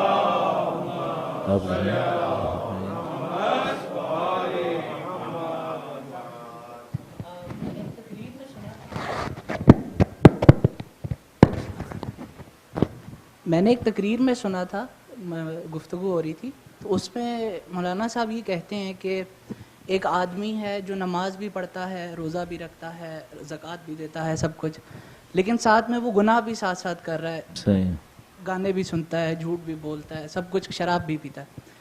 اس کے برعکس ایک دوسرا انسان ہے جو نہ کہ نماز پڑھتا ہے نہ ہی وہ کوئی گناہ کرتا ہے، صرف اپنے راستے پہ ہے۔ تو وہ یہ کہتے ہیں کہ وہ انسان جو کچھ نہیں کر رہا وہ اس انسان سے افضل ہے جو نماز بھی پڑھ رہا ہے اور گناہ بھی کر رہا ہے۔ تو مجھے یہ بات سمجھ نہیں آئی، تو اس پہ تھوڑا اگر آپ بتا دیں۔ ہاں ابھی تو اچھا معمولاً کی جو اس طرح کی چیزیں ہوتی ہیں اس پہ ورڈکٹ ہماری طرف سے ورڈکٹ آنا اچھا نہیں ہوگا، کیونکہ ممکن ہے کہ جو مولانا نے جن کی تقریر آپ نے سنی ہوگی انہوں نے اور بھی کچھ ڈیٹیلز بتائی ہوں جو آپ مجھے نہیں بتا پائے ہوں، ٹھیک ہے نا؟ تو وہ اس کے اوپر اگر میں آپ سے کہوں نہیں انہوں نے یہ بات غلط کہی، خدا نہ کرے اگر میں ایسے کہوں اور آپ کے ذہن میں ان مولانا کی بات پہ آئے کہ بھائی مولانا صاحب نے غلط کہا، دیکھو انہوں نے کہا، تو یہ شاید صحیح نہیں ہوگا، کیونکہ انہوں نے اور بھی بہت کچھ کہا ہوگا جو آپ مجھے نہیں کنوے کر پائے ہوں گے۔ تو اس بات کو ان کی بات کے اوپر ورڈکٹ کاؤنٹ نہیں کر سکتے ہم، اس میں ہم کوئی فیصلہ نہیں کر سکتے۔ اس میں یہ ہوگا کہ ہمیں وہ سننا پڑے گا کہ بھئی انہوں نے جو کہا وہ کیا کہا، کس کانٹیکس میں کہا، اور اس کے بعد پھر دیکھنا پڑے گا کہ انہوں نے اس کا راستہ کیا دیا۔ البتہ چلیے ہم اس سے نکل آتے ہیں کہ آپ نے کیا سنا، ٹھیک ہے؟ ہم بالکل علیحدہ سے بات کر لیتے ہیں کہ بھئی ایک آدمی ہے کہ جو بقول آپ کے کہ نماز بھی نہیں پڑھتا ہے اور گناہ بھی نہیں کرتا ہے، ٹھیک ہے؟ لیکن نماز نہ پڑھنا خود ایک گناہ تھا، اس سے قطع نظر اور کوئی غلط حرکت نہیں کر رہا۔ یہ کہنا چاہ رہے ہیں نا کہ بھئی نماز نہیں پڑھتا ہے تو اس نے ایک واجب انجام نہیں دیا، لیکن اور کوئی گناہ نہیں کرتا ہے، غلط، مثال کے طور پر چوری نہیں کر رہا ہے، کسی سے جھوٹ نہیں بول رہا ہے، اس طرح کہنا چاہ رہے ہیں میرے خیال میں، ہے نا؟ اور ایک اور آدمی ہے جو نماز پڑھتا ہے، ظاہری طور پہ عبادت کرتا ہے، لیکن کیریکٹر کا اچھا آدمی نہیں ہے، تو اب ہمارا سوال یہ ہے کہ ان میں سے کون سا بہتر ہے؟ صحیح ہے؟ میں یہاں پہ فوراً جواب میں یہ کہتا ہوں کہ پہلی بات تو یہ کہ میں یہ میری جاب نہیں ہے کہ میں یہ سوچوں ان میں سے کون سا بہتر ہے اور کون سا برا ہے۔ کیوں؟ ممکن ہے کہ جو ابھی نماز پڑھ رہا ہے اور گناہ کر رہا ہے کل اس نماز کی قبولیت کے نتیجے میں گناہوں سے بچ جائے، ممکن، ٹھیک ہے نا؟ اچھا ممکن ہے کہ جو آدمی ابھی نماز نہیں پڑھ رہا لیکن کیریکٹر میں اچھا ہے، کل کیریکٹر کے اچھے ہونے کی وجہ سے نماز بھی پڑھنا شروع کر دے، یہ بھی تو ہو سکتا ہے۔ اچھا الٹا بھی ہو سکتا ہے دونوں طرف سے، کہ بھی آج جو نماز پڑھ رہا تھا اور گناہ بھی کر رہا تھا، نعوذ باللہ کل اس نماز سے بھی جائے، اور وہ آدمی جو کیریکٹر میں اچھا تھا اور نماز نہیں پڑھ رہا تھا، نماز نہ پڑھنے کی وجہ سے کیریکٹر سے بھی جائے۔ دونوں طرف سے پاسبلٹیز ہیں، لہذا ہم اچھے اور برے کا تعین نہیں کر سکتے۔ اچھا اب ممکن ہے کوئی ہم سے یہ کہے چلو اچھے برے کا تعین نہیں کرو، یہ بتاؤ مجھے کیا کرنا چاہیے؟ بھائی وہ تو بہت سادہ سی بات ہے، نماز بھی پڑھو اور کریکٹر بھی بناؤ۔ مجھے تو یہ کرنا چاہیے کہ میری جو کمی ہے مجھے اس کمی کو پورا کرنا چاہیے۔ اگر میرے کریکٹر میں کمی ہے مجھے کریکٹر کو صحیح کرنا چاہیے، اگر میں نماز میں کمی کر رہا ہوں تو مجھے نماز پڑھنا چاہیے، ٹھیک ہے؟ تو جو کرنا چاہیے وہ یہ ہے، اور ان میں سے کون سا اچھا ہے کون سا برا ہے یہ ہماری جاب نہیں ہے، یہ ہمارا کام نہیں ہے، چونکہ دونوں کے لیے پاسبلٹیز موجود ہیں کہ یہ ادھر جائے یا ادھر جائے۔ آخری بات یہ ہے کہ یہ سب جو ہم کہہ رہے ہیں نا، ہمیں نہیں پتا ہمارا کیا ہونے والا ہے، کچھ نہیں معلوم۔ حقیقت یہ ہے، ابھی میں اپنے طور پہ سوچتا ہوں کیا ایسے لوگوں کو نہیں دیکھا جنہوں نے 40 سال تک گناہ کیے، بعد میں خدا نے ان کو توفیق دے دی؟ دیکھا ہے تو کسی گناہ بار کے بارے میں کیسے سوچوں کہ یہ نعوذ باللہ جہنمی ہوگا؟ نہیں، اچھے نکل آتے ہیں۔ اچھا جو میں خود 40 سال سے نماز پڑھ رہا ہوں اس کے اوپر سوچ لوں کہ میرا مسئلہ حل ہو گیا، پتہ نہیں کتنے دیکھیں جو انہوں نے خوب عبادتیں کی ہیں بعد میں خباثت میں پھنس گئے۔ اوہ مجھے ایک کیس یاد آ گیا، بہت عجیب و غریب کیس۔ نماز شب پڑھنے والا اور آخر میں بہترین شرابی بنا ہے، یہ میں نے خود دیکھا ہے، اور البتہ الحمدللہ الٹے بھی دیکھیں، بہت گناہ کرنے والے دیانتدار بن گئے، سب دیکھیں۔ تو میرا اپنے خیال ہے کہ مجھے اپنے اوپر بہت اس معاملے میں اپنے ساتھ سوء ظن رکھنا چاہیے کہ مجھے نہیں پتا میرا کیا ہونے والا ہے. وہ جو آئے کریمہ ان نفس لامارۃ بالسوء الا ما رحم ربی. تو اپنے اوپر گرفت رکھے، اپنے اوپر گرفت رکھے، اپنی چھوٹے چھوٹے گناہوں کو نظر انداز مت کرے کہ میں نے بہت اچھے کام بھی کیے ہیں، چھوٹا سا گناہ کر لیا تو کیا ہوا، یہ بہت بڑی مصیبت بن سکتی ہے. اور امید بھی رکھے. ہمارا راستہ کچھ ایسا ہے، امید بھی ہو اور خوف بھی ہو. خوف اور رجا دونوں ساتھ رہنا چاہیے انشاءاللہ. اور رحمت خدا سے امید رکھے اور عدل الہی سے ڈرے. عدل الہی سے ڈرے اور رحمت خدا سے امید رکھے تو انشاءاللہ ہمبل رہے انسان. آخری میں اس میں عرض کروں گا، ہماری نجات کے ہمارے عمل کے ذریعے ہو جائے گی؟ شک ہے. جو ہم لوگ کر رہے ہیں ان میں خامیاں نہیں ہوں گی، بہت ہوں گی. ہماری اصل امید کیا ہے؟ ہماری اصل امید اس تواضع اور انکساری پر ہے کہ خدایا ہم نے کچھ نہیں کیا. اصل امید اس پر ہے. مثلا ہماری اصل امید ہے اہل بیت سے تعلق کے اوپر. کیا یہ وہی تعلق ہے جو کافی ہوگا؟ نہیں معلوم. اصل امید کیا ہے؟ اصل امید پر ہے کہ اللہ کی کرامت سے امید کر رہے ہیں، اس کو بھی قبول کر لے گا بس. ورنہ ہمارے اعمال کا حساب نہیں ہے. ہم جو کچھ اس عظیم الشان خاندان کے ساتھ تعلق بنانے کی کوشش کر رہے ہیں اس میں بھی ہمیں معلوم ہے کہ بہت کمی ہے. جو ان کے سچے ماننے والے تھے ان کی گردنیں نہیں کٹی ہیں، وہ سولیوں پہ چڑھے ہیں. ہم سب کو معلوم ہے. اب ہم بھی ان کے ماننے والے ہیں، نہ سولی پہ چڑھے، نہ گردن کٹی ہے، نہ چار سختیاں ہی برداشت کی ہیں. تو ہم لوگ نعوذ باللہ بعض اوقات مجھے لگنے لگتا ہے کہ اتنی اتنی سی باتوں پہ اہل بیت کی محبت میں اتنی سختی اٹھاتے ہیں، شکوہ کرنے لگتے ہیں کہ بھئی مثلا شیعہ ہونے کے ناطے پاکستان میں ہمارے ساتھ کیا ہو رہا ہے. ٹھیک ہے، ظلم کے خلاف آواز اٹھانی چاہیے، لیکن اپنے اندر جب گفتگو کر رہے ہو کم سے کم اس وقت تو امام سے کہنا چاہیے مولا ہم نے کچھ نہیں کیا، چھوٹی سی سختی اٹھائی ہے، کیا ہوا؟ کیا اس دنیا میں ہمیشہ رہنے کا منصوبہ تھا کیا؟ 4 بندے شہید ہو گئے تو کیا ہوا؟ ان کے نام کی خاطر جب اتنی زندگیاں عیاشیاں میں گزار لیں، 4 بندے شہید بھی ہو گئے بھائی تو کیا ہو گیا؟ عزتیں کم کمائی ہیں؟ شہید سید الشہداء ہوئے، عزتیں ہمیں ملتی ہیں. تو ان کے نام پہ اگر ہماری قوم کے 4 بندے شہید ہو گئے تو کوئی بڑا کارنامہ ہوا ہے کیا؟ دوسری قومیں نہیں شہید ہوئی کیا؟ عراقی نہیں شہید ہوئے کیا؟ ایرانی نہیں شہید ہوئے؟ لبنانی شہید نہیں ہوئے؟ ہمارے کتنے شہید ہوئے؟ ٹھیک ہے ہم ظلم سے لڑیں گے، جس نے شہید کیا اس کا بھی حساب کتاب لیں گے، اس کے سامنے ڈٹیں گے، سارے کام کریں گے. لیکن اگر اوورآل اس سچویشن کو دیکھا جائے کہ اہل بیت کے سامنے ہم نے کیا کہنا ہے تو ہم شرمندہ ہیں. ہماری کون سی شہادت ان کی شہادتوں کے مقابلے میں بھی قرار پائی ہے؟ تو بھائی اتنی عزت کمائی، اتنی دنیا کمائی، اتنا نام لیا، 4 بندے شہید ہو گئے، اس میں کیا ہے جا رہا؟ الحمدللہ آپ کے جو دوست احباب پاکستان میں ہیں اور ظاہر ہے آپ ہی جیسے لوگ ہیں، وہ سب وہاں پہ تھے، آپ بھی جب یہیں پہ تھے، آپ تھوڑے عرصے کے لیے یہاں پہ آئے. بہت حوصلہ ہے قوم کے اندر. ظاہری دیکھنے میں کچھ چیزیں بری لگتی ہیں لیکن اس قوم میں اہل بیت کی محبت کے نام پہ بہت حوصلہ ہے. اور ہم بہت مثلا سختیوں بعض اوقات اپنی قوم میں بہت سارے کیڑے نکالتے ہیں اور برائیاں بھی نظر آتی ہیں، ساری باتیں ہیں، لیکن اللہ شاہد ہے یہ قوم اہل بیت کی عاشق ہے. اور ان کے عشق میں جس طرح یہ لوگ جان دیتے ہیں بعض اوقات، خدا جانتا ہے کیسے یہ کام کرتے ہیں. سختیاں اٹھاتے ہیں، بہت سختیاں اٹھاتے ہیں. آپ کو پتہ ہے آپ سب نے وہاں پہ دیکھتے رہتے ہیں. اس قوم کا ہمیں بہرحال شکر گزار ہونا چاہیے، اللہ کی نعمت ہے. آپ یقین مانیے ابھی میں پاکستان سے باہر ایک شہر میں تھا، وہاں پہ 40 کا جلوس نکلا اور 40 کے جلوس میں بہت لوگ آئے ماشاءاللہ، پاکستانی، ہندوستانی.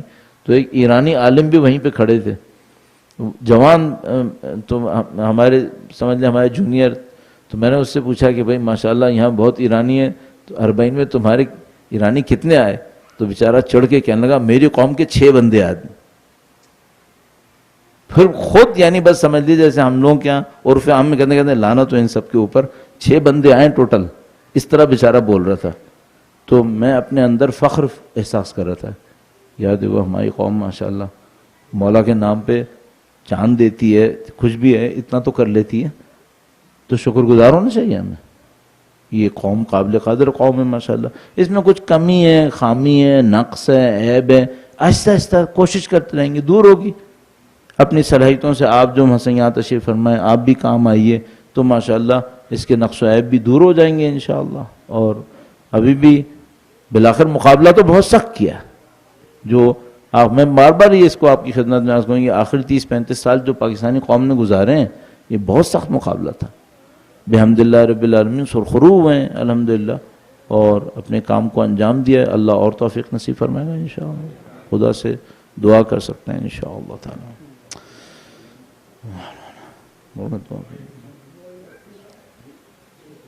رام فرمائیے. نماز کا ٹائم تو نہیں ہوا ابھی؟ دور ہے ابھی؟ ہو چکا ہے؟ پھر ذرا میں پرسنلی میں آپ کے پاس آ جاؤں گا. اگر نماز کا ٹائم ہوگا نا پھر صحیح نہیں ہوگا، تھیوریٹیکلی صحیح نہیں ہوگا.